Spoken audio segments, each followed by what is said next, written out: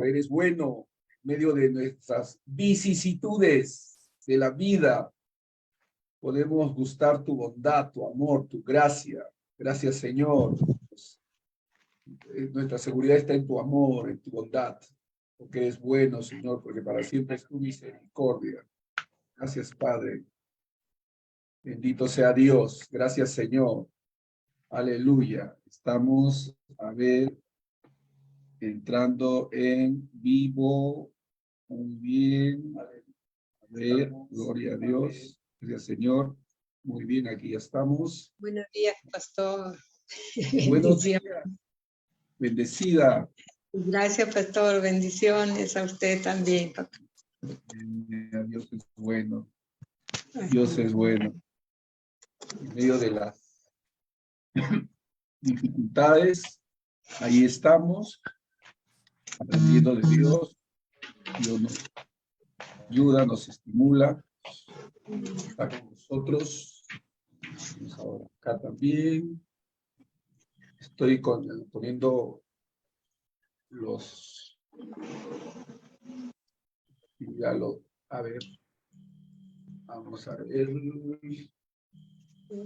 Ya está. Gloria a Dios. Muy bien. De esa manera monitoreo, estudio. Muy bien, hermanos. Dios les bendiga. Dios es bueno. Él nos ama. Su amor es nuestra seguridad en medio de las vicisitudes, de las diferentes situaciones que vivimos. Pero Dios está con nosotros. Amén, amén. Ayudando a sobreponernos, a sobrellevar. Y justamente en la línea que estábamos estudiando, estábamos en una clase anterior, ¿no? de semanas atrás, la última clase, estuvimos estudiando una propuesta, un concepto nuevo que nuestro hermano John Piper estaba compartiendo con nosotros y que tiene que ver con el hedonismo cristiano. La palabra hedonismo ha sido usada siempre en términos peyorativos, negativos, en relación con el humanismo, y que tiene que ver con la búsqueda, la búsqueda del placer. Entonces, el hermano Piper toma esta palabra y la da a un uso positivo, donde él reconoce y dice que nosotros hemos sido, digamos, movidos por Dios, motivados por Dios. Dios ha puesto en nuestro corazón el deseo de la felicidad, el deseo del placer, pero que ese deseo solamente puede ser plenamente satisfecho en Dios. Es una interesante propuesta. Quiere decir, la búsqueda de la felicidad, la búsqueda del placer no está mal, siempre y cuando se enfoque en Dios, que en Dios podamos hallar nuestro placer, nuestro deleite. Recordando que Salmos dice, deleítate a sí mismo en Jehová y Él te concederá las peticiones de tu corazón. Entonces, la Biblia nos invita a hallar deleite en Dios. Esto creo que es realmente significativo y muy interesante la propuesta, porque entonces no es que debemos buscar el sufrimiento, el dolor, la angustia, no, no es ahí hacia donde somos inclinados. Somos inclinados a buscar satisfacción, deleite, placer, pero este placer, este deleite va a estar satisfecho plenamente en Dios. ¡Wow! En Dios, ¿no? Entonces, esta propuesta es muy interesante y realmente para reflexionar. Entonces, habiendo definido nosotros, en base a la propuesta, que el hedonismo cristiano es un estilo de vida arraigada en la convicción, de eso se trata, de que Dios es más glorificado en nosotros cuando estamos más satisfechos en Él. Gloria a Dios. ¡Wow! Esto rompe los esquemas. O sea, en tanto más satisfechos estemos en Dios, más glorificados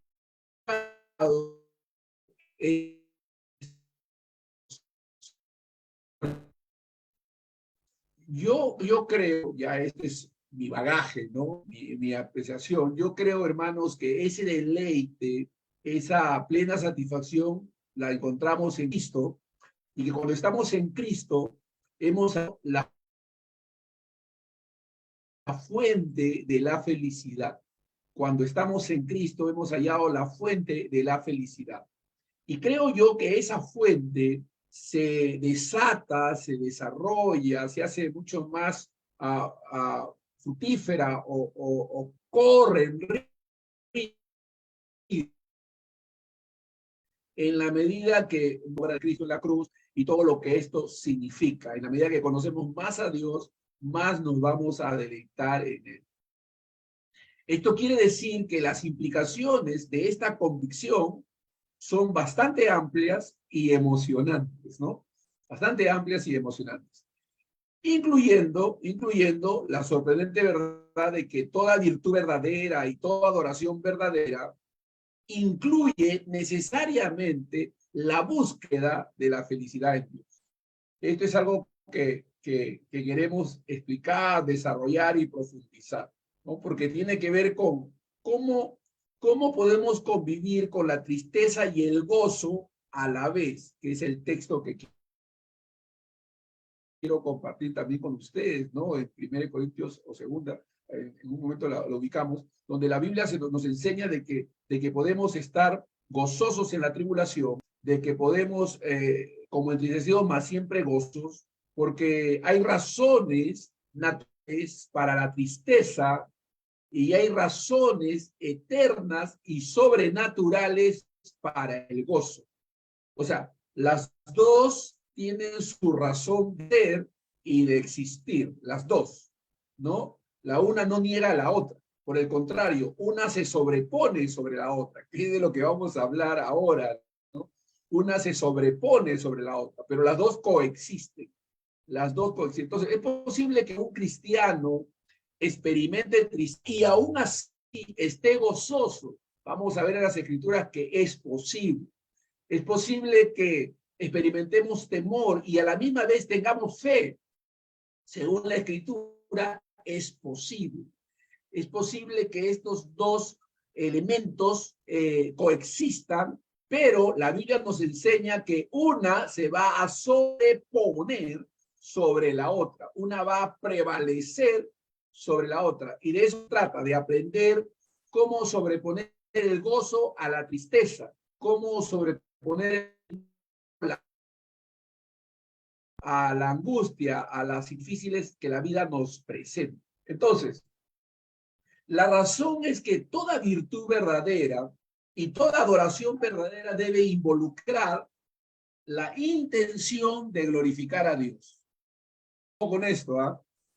La razón es que toda virtud verdadera y toda adoración verdadera debe involucrar la intención de glorificar a Dios. O sea, debemos buscar que Dios sea glorificado y entender que cualquier circunstancia de la vida, cualquier situación que se nos presente, es una oportunidad para la gloria, para la manifestación de la gloria de Dios y para que Dios sea glorificado. Ahora, esto es así porque fuimos creados para la gloria de Dios. Mire, si usted va a Isaías 43:7, ahí se nos dice: a todo el que es llamado por mi nombre y a quien he creado para mi gloria, a quien he formado y a quien he hecho. O sea, la Biblia nos muestra de manera muy clara que nosotros hemos sido creados para la gloria de Dios. O sea, hemos sido creados para la gloria de Dios. No hemos sido creados para nuestro propio placer, para nuestra propia gloria, para buscar satisfacer nuestros deseos engañosos y pecaminosos. Fíjense, hace unos días me preguntó una hermana en una conversación que teníamos: pastor, me dice, ¿por qué algunas de las oraciones que hacemos no son respondidas por Dios? ¿Por qué algunas de las oraciones que hacemos no son respondidas por Dios? Y yo le decía, la Biblia da la respuesta de una manera muy clara. La Biblia dice, pedís y no recibís, porque pedís para gastar en vuestros deleites. Pedís y no recibís, porque pedís para gastar en vuestros... Así dice en el libro de Santiago. O sea que cuando una persona no está examinando bien su corazón y encaminando y canalizando sus propios deseos, puede estar a través de la oración expresando simplemente un deseo pecaminoso, un deseo natural, producto de algo meramente egoísta, ¿no? Entonces, la Biblia dice, no recibís, porque pedís, pero pedís mal. Pedís, pero pedís mal. Entonces hay que aprender a pedir bien. Entonces, ¿qué manera más eficaz de hacerlo que buscar el deseo de que Dios sea glorificado? Dios es glorificado en la fidelidad, Dios es glorificado en la integridad, Dios es glorificado en la obediencia, Dios es glorificado cuando caminamos en amor, Dios es glorificado cuando nuestra dirección o nuestra forma de conducirnos está alineada con y con los deseos de Dios. Ahora, el apóstol Pablo en el Nuevo Testamento, en Primera de Corintios capítulo 10, versículo 31, él dice que todo lo que nosotros hagamos, ¿no? Inclusive dice, él dice, entonces, ya sea que comamos o bebamos, hagamos cualquier otra cosa, hacerlo todo para la gloria de Dios. Ojo con esto, 1 Corintios 10, 31. Este es el apóstol Pablo hablando en el Nuevo Testamento. Entonces, ya sea que comáis, y miren, inclusive comer es una acción bastante habitual, natural, necesaria, pero el Pablo dice, entonces ya sea que comáis o bebáis o hagáis cualquier otra cosa, hacerlo todo para la gloria de Dios. O sea, buscando que Dios sea glorificado. Qué extraordinario pensamiento que el apóstol Pablo pone en nuestros corazones y en nuestra mente. Ya sea que comamos, o sea que bebamos, hacerlo todo, o cualquier otra cosa, hacerlo todo para la gloria de Dios. Así que hacer cualquier buena obra o cualquier acto de oración sin la intención de glorificar a Dios es pecado. Wow, estamos delineando de una manera muy fina las cosas, ¿no? O sea, cualquier cosa que hagamos que no tenga la intención, el deseo de glorificar a Dios, es un acto pecaminoso. Inclusive cualquier cosa buena que podamos hacer. Wow. Esto es un llamado a una santidad mucho más profunda, una santidad mucho más comprometida, ¿no? Entonces, amén, amén. Qué bueno que haya personas, ministros, hombres de Dios, mujeres de Dios, que tengan siempre en su corazón ese deseo de glorificar a Dios y que nos enseñen que ese es el camino para disfrutar de Dios. Amén. Así que Dios es glorificado cuando eso pasa. Pero Dios no es glorificado cuando lo encontramos menos agradable que otras cosas. O sea, para ti hay algo mucho más agradable que Dios mismo, entonces estás prácticamente menospreciándolo, ¿no? O sea, estás usando desprecio, le estás dando menos valor a Dios. Es como cuando una persona elige cualquier cosa en desmedro de la posición gloriosa que tiene Dios, definitivamente es menospreciar la santidad, la justicia, el carácter de Dios y tenerlo en menos, ¿no? Eso puede pasar y pasa. Nuestro Señor Jesucristo llamó la atención, dijo, no podéis amar a dos señores.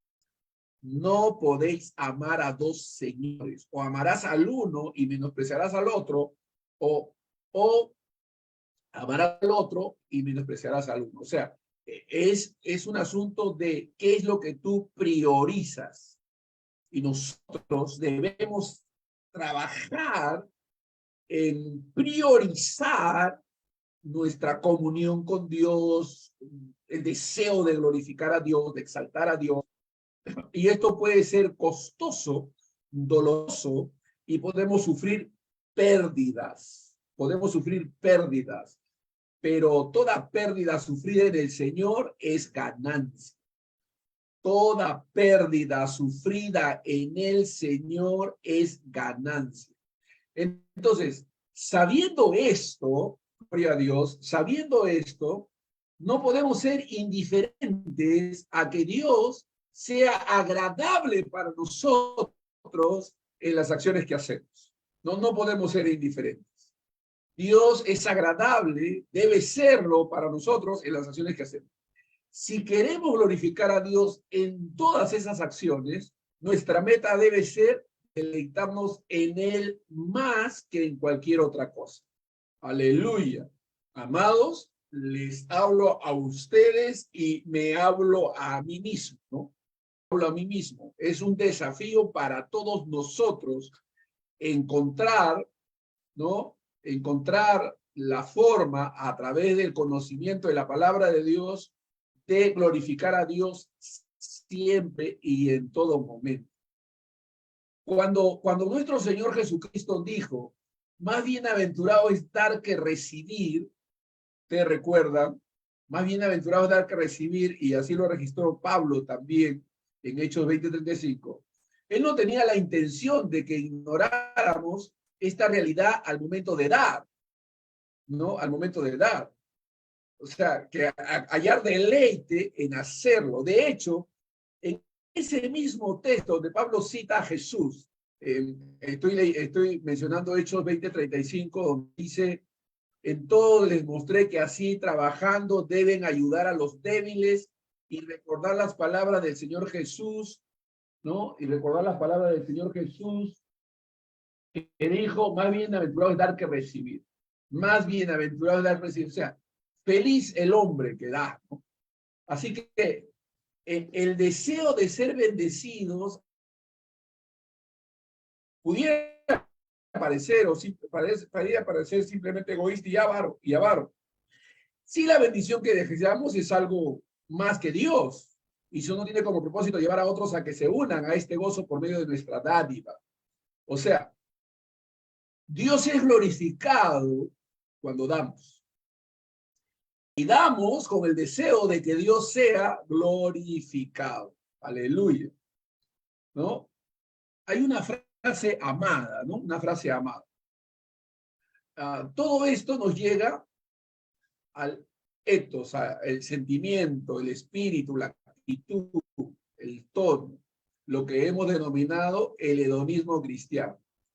La frase bíblica que se utiliza más frecuentemente para capturar este espíritu, este sentimiento, esta actitud, está en 2 Corintios capítulo 6, versículo 10. 2 Corintios capítulo 6, versículo 10. Fíjense, qué interesante. 2 Corintios capítulo 6, versículo 3 al 10. Pablo explica que su estilo no ha sido motivo de tropiezo para nadie. Gloria a Dios. Ahora, vamos a hacer un análisis de este pasaje maravilloso, donde encontramos justamente la frase que les mencionaba, ¿no? Como entristecidos, mas siempre gozosos, aleluya, como entristecidos, mas siempre gozosos. Fíjense el contexto. No dando nosotros en nada motivo de tropiezo para que el ministerio no sea desacreditado, pues en todo nos recomendamos a nosotros mismos como ministros de Dios, en mucha perseverancia, en aflicciones, en privaciones, en angustias, en azotes, en cárceles, tumultos. Él menciona varias cosas ahí, ¿no? Pero él menciona el contraste que puede encontrarse en nuestra vida como cristianos. Ojo con lo que estoy diciendo. El apóstol Pablo en este pasaje de 2 Corintios capítulo capítulo 6, del versículo 13 en adelante, nos muestra el contraste que existe, ojo, que existe en nosotros como cristianos, es decir, esa dualidad, ¿no? Esa entre gozo, tristeza, entre dolor, satisfacción, entre alegría, ¿no? Entonces, este contraste es común, como entristecidos, mas siempre gozosos. La Biblia dice llorar con los que lloran, reír con los que ríen. O sea, esta alternancia de emociones y sentimientos es común, pero podemos, gloria a Dios, como dice el apóstol Pablo, sobreponer uno sobre lo otro, la gracia, el amor de Dios, el poder de Dios. Entonces, vamos a ver este contraste, ¿no? En 2 Corintios 3 al 10, Pablo explica que su estilo de vida no ha sido motivo de tropiezo para nadie, por el contrario, se elogia a sí mismo como una persona auténtica en todo lo que hace, menciona en ese pasaje 30 tipos de experiencias, 30 tipos de experiencias que podemos contarlas y visualizarlas ahí en el pasaje. Dentro de estos 30 tipos de experiencia, está como entristecidos, mas siempre gozosos.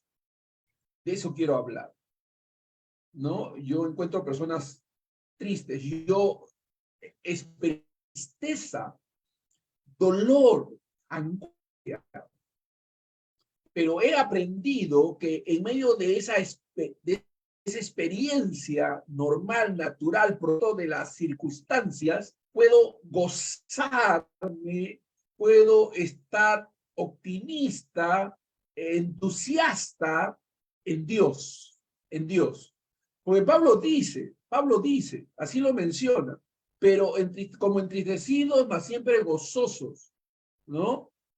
Esta frase aparece entre varios pares similares como impostores, pero veraces, como desconocidos, pero bien conocidos, como moribundos, y aquí vivimos como castigados, pero no condenados a muerte, como entristecidos, mas siempre gozosos. Como pobres, pereciendo a muchos, como no teniendo nada, aunque poseyéndolo todo. Aleluya.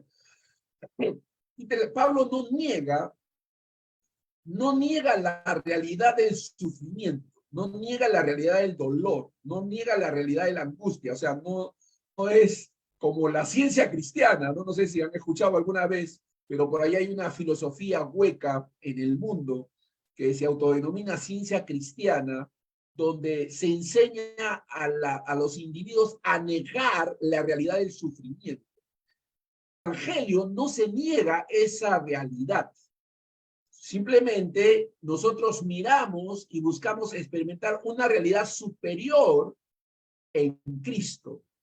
Y es posible la coexistencia de estos dos tipos de realidades, pero el superponer una sobre la otra, que una tome el control, que una supere ese tipo de angustia, no quitando la angustia, sino más bien llevándonos a actuar en medio de la angustia con confianza, llevándonos a actuar, porque la clave está en la acción de fe, en el conocimiento de lo que la palabra de Dios dice, ¿no? Hay personas que se preguntan y dicen, pastor, pero ¿cómo puede ser que Pablo diga como entristecido? Total, Dios no es gozo, dicen algunos, ¿no? ¿Acaso no debemos siempre estar gozosos? Pero Pablo nos enseña que podemos estar gozosos en medio de la tristeza. La Biblia nos va a mostrar eso, ¿no? Como una realidad de vida en el apóstol Pablo, ¿no? Como algo que él experimenta y como un modelo para nosotros, ¿no? Pablo está mostrándonos que estos pares pueden coexistir, pero que, como digo, y estoy enfatizando, el hecho de que uno se sobrepone sobre el otro. En la mente de Pablo, desconocidos, moribundos, castigados, entristecidos, pobres, como no tenían nada, son características verdaderas acerca de él. Así que al inicio del versículo 9, él pasa de afirmaciones falsas corregidas por las verdaderas a un listado de pares en que ambas afirmaciones son verdaderas. Aunque suene algo paradójico, como desconocido, pero bien conocido, como muerto, pero vivo, como castigado, pero no muerto, como entristecido, más gozoso, como pobre, pero enriqueciendo a otro. Aleluya. Entonces, la afirmación que podemos hacer es que Pablo, de hecho, se considera a sí mismo entristecido. Esto no es una sorpresa, no debe ser una sorpresa, porque en Romanos 9, él dice, por ejemplo, versículos 2 y 3, tengo gran tristeza y continuo dolor en mi corazón. Ojo con eso. Pablo dice, tengo gran tristeza y continuo dolor en mi corazón por amor a mis hermanos, mis parientes según la carne. Tristeza y angustia continuas. ¡Wow! Pablo dice, tengo, no dice he tenido, no, tengo. O sea, él convive con un dolor, con una angustia, producto de ver a sus hermanos de raza perdidos, no recibiendo a Cristo. Dice a los Gálatas, hijitos míos, por quienes vuelvo a sufrir dolores de parto hasta que Cristo sea formado en vosotros. Pero esa dualidad, ese experimentar dos sentimientos opuestos, son posibles, en Dios son posibles. Eso es lo que la Biblia nos está enseñando, es lo que la Biblia nos está mostrando. Pero, aleluya, podemos tener expectativa de bien, podemos tener esperanza, podemos tener fe. El apóstol Pablo, en el mundo de esa aflicción, pero confía, yo he vencido Jesús, nuestro Señor, dijo, en el mundo tendréis aflicción, pero confía, yo he vencido al mundo. Amén. El apóstol Santiago dice, tened por sumo gozo cuando os halléis en diversas pruebas, sabiendo que la prueba de vuestra fe produce paciencia. Eso no debe sorprendernos, en realidad es algo que la Biblia nos muestra. Entonces, si esto era verdad en la vida del gran apóstol del gozo, porque el apóstol Pablo es conocido como el apóstol del gozo, él no es conocido como el apóstol de la tristeza, él es conocido como el apóstol del gozo. Y sin embargo, el apóstol del gozo nos habla de esa convivencia, de esa batalla, de esa lucha con la tristeza y el dolor. Entonces quiere decir, hermanos, que nosotros podemos pasar por la misma experiencia y tener los mismos resultados. Aleluya. Esto quiere decir, hermanos, que cuando hablamos de gozo, de hedonismo cristiano, no estamos hablando de una felicidad ligera, simplista, chistosa, insignificante, cómica. No estamos hablando de algo simple, vano, ¿no? Cuando mencionamos esto del deleite en Dios, ¿no? Podría expresarse con gozo, con entusiasmo, ¿no? Entonces no estamos hablando de algo frívolo, ¿no? Como la gente dice, ¿cómo quieres que esté alegre? Bueno, pero puedes estar gozoso, pues. Puedes experimentar tristeza, pero el gozo es la combinación del conocimiento de Dios y sus propósitos, de la confianza en Dios. El gozo es el resultado de tener un buen entendimiento de quién es Dios. El gozo es el resultado de tener un buen entendimiento de quién es Dios, de que Dios tiene el control de todas las cosas, y sabemos que lo que aman a Dios, todas las cosas les ayudan a bien, ¿no? Entonces no estamos hablando de algo frívolo, superficial, no, estamos hablando de algo profundo, ¿no? Es el gozo, es un gozo serio, aleluya, es un gozo serio, ¿no? Alguien ha dicho que el gozo es una prioridad seria en el cielo, ¿no? C.S. Lewis dijo eso. El gozo es una prioridad seria en el cielo. Amén, gloria a Dios, ¿no? Otra persona escribió, debemos disfrutar nuestra vida cristiana. Nuestra alegría debe ser la clase de gozo, y de hecho lo es, que se da entre personas que desde un principio se han tomado en serio unas a otras. No es frívolo, no es superficial, no es arrogancia, es simplemente confianza en Dios. Así que hay un sentido tierno, hay un corazón tierno que se goza con los que se gozan y a la vez llora con los que lloran, ¿no? Se necesita de un corazón tierno para gozarse con los que se gozan y a la vez llorar con los que lloran. A veces se ve el gozo, otras veces se ve la tristeza, pero cada uno le da sabor al otro, ¿no? Podemos degustar el sabor peculiar de ese gozo y de esa tristeza. Entonces, Dios, hermanos, nos llama a gustarlo, a experimentarlo, ¿no? Debemos nosotros entender que nuestra esperanza es inexpresable. Nuestra esperanza es inexpresable. Y la única forma que tenemos para poder de alguna manera expresar lo inexpresable es el gozo, es el disfrute de la gloria de Dios. Así que en momentos de gran angustia, una de las cosas que tenemos que entender es que la muerte no tiene la última palabra. La muerte no tiene la última palabra. Cristo ha conquistado y ha asegurado que un día incluso la muerte morirá. La muerte se acabará. No habrá más tristeza ni más dolor. Aleluya. Así que a través de su propia muerte en la cruz, Jesús ha asegurado que nunca seremos condenados a la muerte que merecíamos. Él ya ha cargado el peso de nuestros pecados en sus hombros. Él ha pagado totalmente el precio que debíamos haber pagado nosotros. Y a través de su resurrección de entre los muertos, Él ha garantizado la victoria final y definitiva de la vida sobre la muerte. Gloria a Dios. Él ha garantizado la victoria final y definitiva. Entonces, nosotros somos gente que está en victoria. En medio de cualquier vicisitud de la vida, en medio de cualquier circunstancia de adversidad.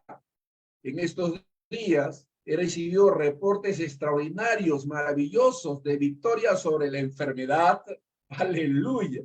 Victoria sobre la enfermedad, sobre enfermedades terminales, sobre situaciones críticas, pero Dios les ha dado victoria. Aleluya. Ha mostrado esa victoria haciendo que los hermanos repongan y sean sanados para la gloria de Dios. Dios en estos días también han contado de cómo Dios ha dado victoria sobre la injusticia, sobre situaciones de calumnias, de situaciones de que han ido perjudicar a una persona y sin embargo esa persona ha prevalecido, ha salido adelante. Dios se ha movido y ha llevado a estas personas a una mayor consagración, a una rendición al Señor. Aleluya. Entonces Dios cumpliendo sus propósitos buenos con nosotros, su pueblo, sus hijos. Entonces tenemos que pasar de la teoría a la práctica y sabemos que los que aman a Dios, todas las cosas les ayudan a bien. Esto es a lo que conforme a su propósito son llamados.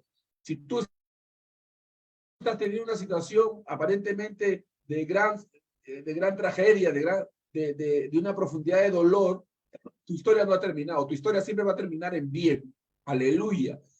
Dios está moviéndose en favor de nosotros y va a hacer que todo se conjugue y trabaje para el bien nuestro, por amor y para que su propósito se cumpla.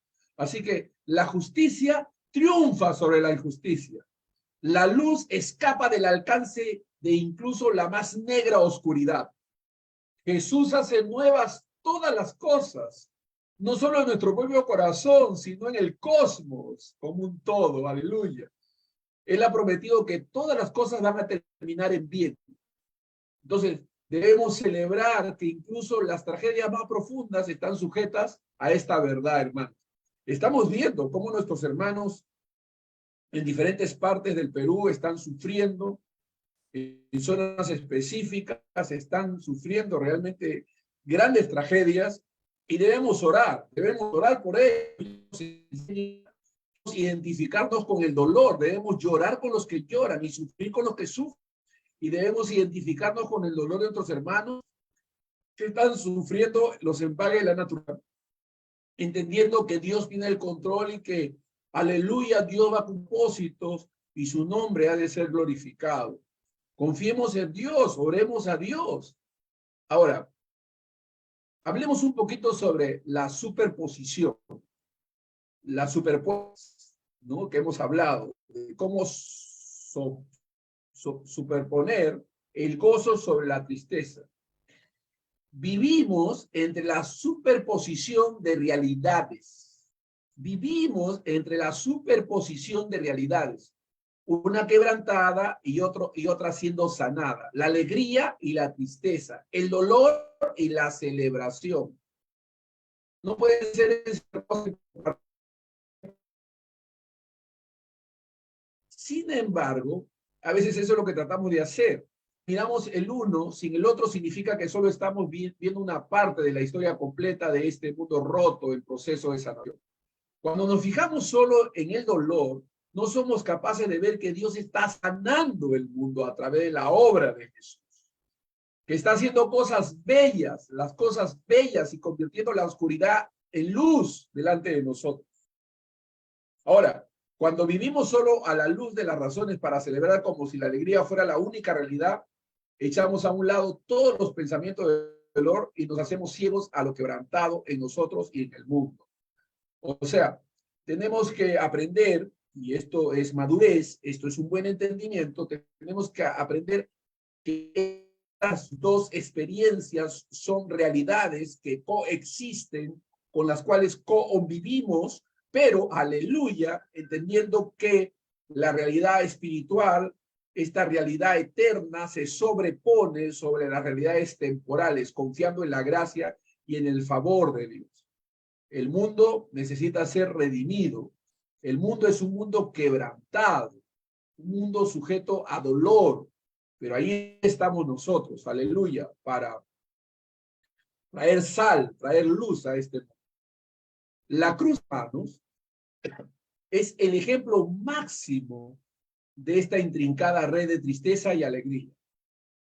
Jesús experimentó el dolor inquebrantable, incomprensible, muriendo una muerte espantosa y solitaria para absorber la totalidad y la ira de Dios hacia el mal en nuestro lugar. Este inmenso sufrimiento es lo que lo lleva a su máxima exaltación. Aleluya. ¿No? En Apocalipsis 5:12 dice, el cordero que fue inmolado, digno es de recibir el poder, la riqueza, la sabiduría, la fortaleza, el honor, la gloria y la alabanza. De alguna manera, este horripilante y trágico acontecimiento de su crucifixión es la misma cosa que Dios usa para redimir el arco de la historia. Reconciliar a los pecadores consigo mismo y sanar cada aspecto del mundo que Él creó. No fuimos hechos para conocer la muerte o el dolor o la pérdida. Y la cruz garantiza que un día toda la creación será restaurada a su correcto diseño.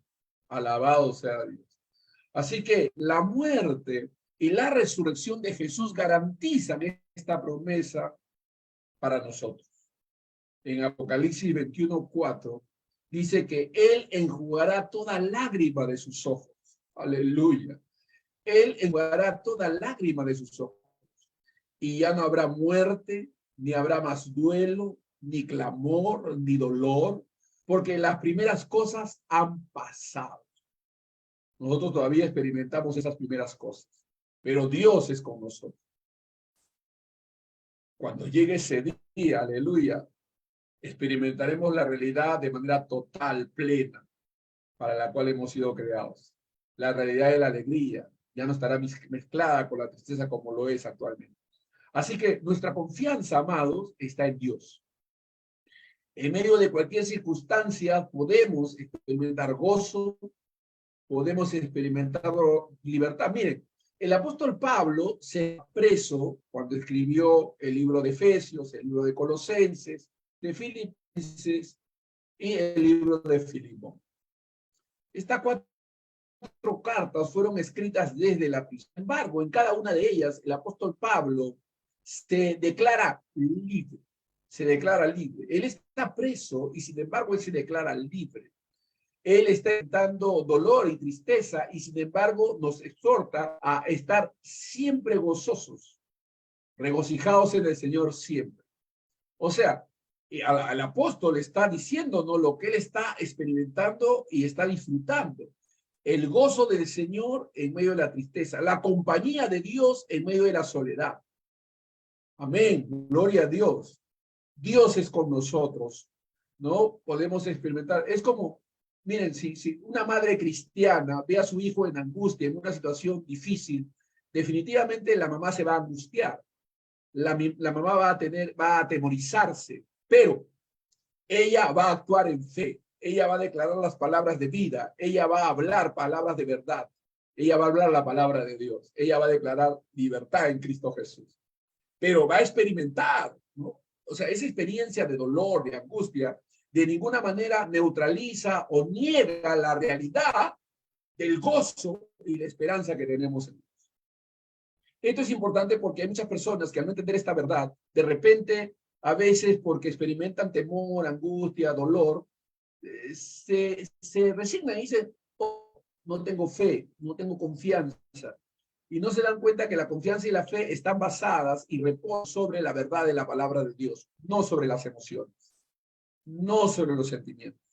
Podemos caminar en la palabra de Dios, podemos caminar en la palabra de fe que la palabra de Dios nos enseña en medio de las emociones más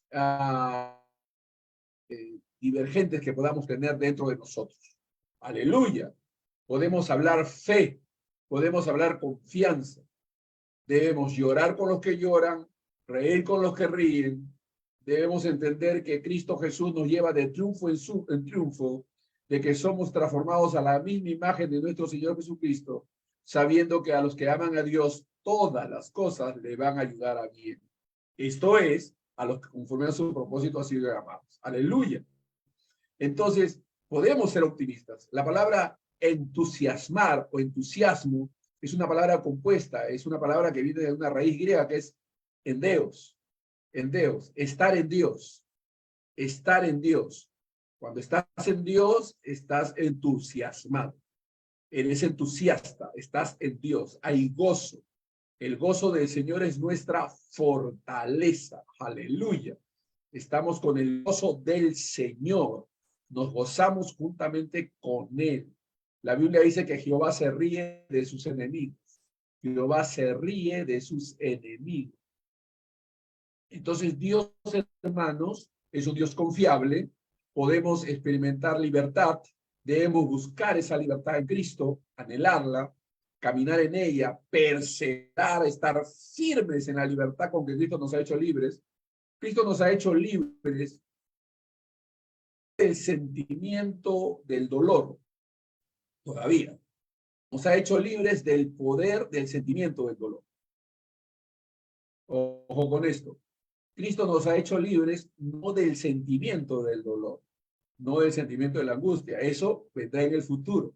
Cristo nos ha hecho libres del poder del sentimiento del dolor y la angustia, de ese poder. Es decir, podemos sobreponernos a todo eso y caminar en fe, en confianza, avanzar en el reino de Dios sabiendo que el Señor tiene el control, que la salida vendrá siempre de algún lado, como le dijo Mardoqueo a su sobrina Esther, ¿no? Dios te ha puesto en esa posición, quién sabe, para darnos libertad y ayuda. Si tú no cumples con eso, de algún lugar vendrá la salida, de algún lugar vendrá la salvación. Aleluya, qué tremenda fe. De algún lugar vendrá la salvación. Dios es tan bueno, tan maravilloso, que de algún lugar viene el auxilio, el socorro. Dios tiene reservadas bendiciones. El banco de Dios nunca escasea. Las reservas de Dios nunca están en escasez. Son súper abundantes. A Dios no le faltan recursos. A Dios no le faltan ideas. Aleluya. Así que confiemos en Dios, mantengámonos firmes, avancemos en el reino de Dios, hermanos, y no mantengámonos confiados. Miremos a Dios. Él es nuestra confianza. Él es nuestra seguridad. Dios. Ayúdanos, Padre, a mantenernos fieles y firmes en estas declaraciones, oh Dios de la gloria. Ayúdanos, Señor, en el nombre de Jesús. Padre, te damos gracias por esta palabra. Te pedimos, nuestro buen Dios, que nos ayudes, que podamos mantenernos firmes y confiados. Aleluya. Pidiendo gozo, Señor, en medio de las angustias y dolores que experimentamos.